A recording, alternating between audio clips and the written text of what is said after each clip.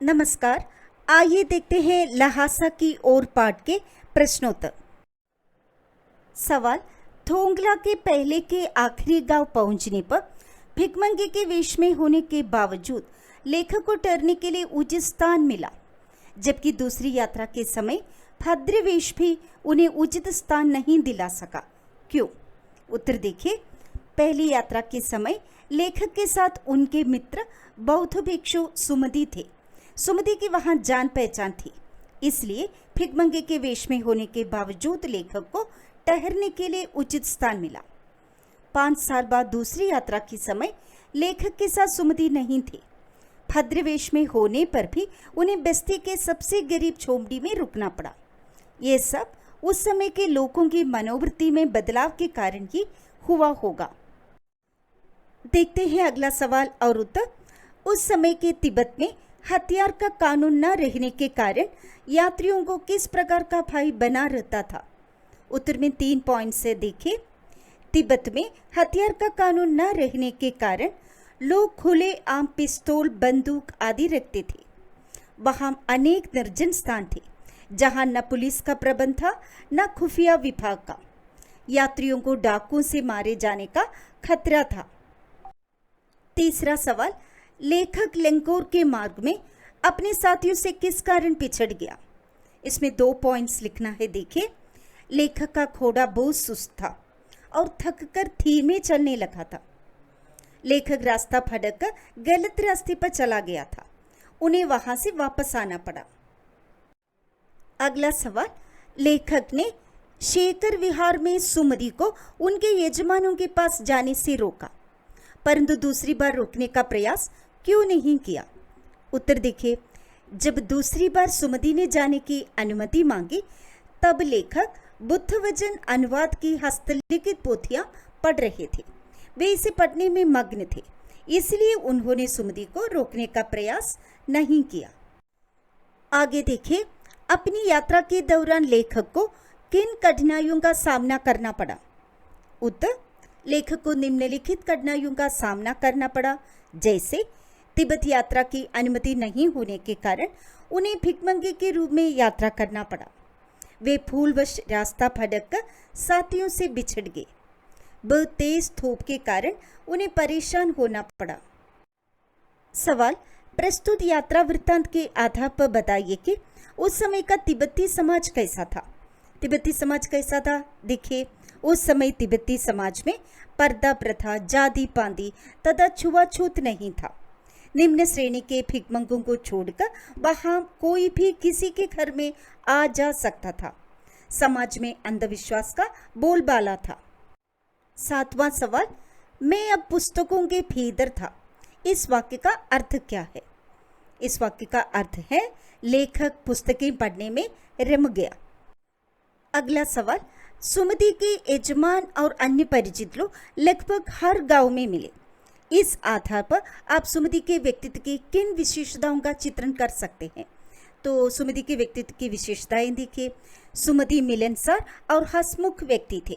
वे जहां भी जाते थे वहां मित्र बना लेते थे। वे एक से अधिक बार तिब्बत आ चुके थे और वहां के हर एक गांव से भली भांति परिचित थे। वे अपने यजमानों को बोध गया से लाए कपड़े के गंडे बनाकर दिया करते थे। हालांकि उस वक्त मेरा भेष ऐसा नहीं था कि उन्हें कुछ भी ख्याल करना चाहिए था। उक्त कथन के अनुसार हमारे आचार व्यवहार के तरीके वेशभूषा के आधार पर तय होते हैं।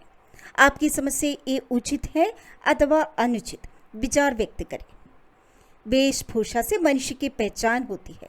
हमारे आचार व्यवहार के तरीके वेशभूषा के आधार पर तय होते हैं। हम पर पहला प्रभाव वेशभूषा के कारण ही पड़ता है।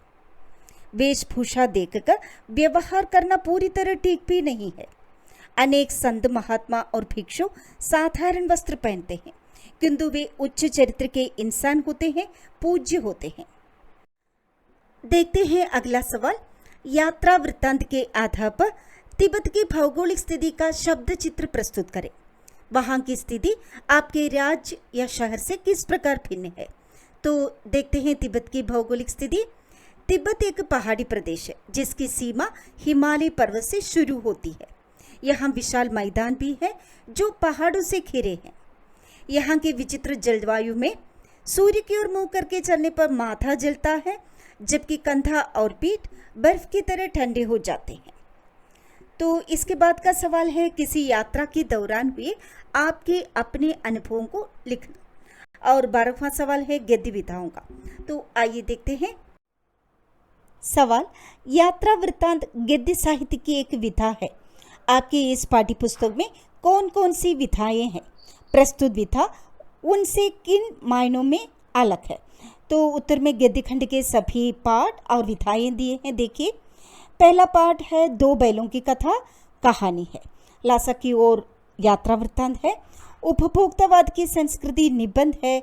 तो सांवले सपनों की याद संस्मरण है। नाना साहब की पुत्री देवी मैना को भस्म कर दिया रिपोर्तार्ज है। तो प्रेमचंद के फटे जूते निबंध है। मेरे बचपन के दिन संस्मरण है। तो एक कुत्ता और एक मैना निबंध है। अभी क्वेश्चन का सेकंड पार्ट है कि प्रस्तुत विधा उनसे किन मायनों में अलग है। तो ये लेसन जो है यात्रा वृत्तांत है। यात्रा वृत्तांत माने ट्रैवलॉग।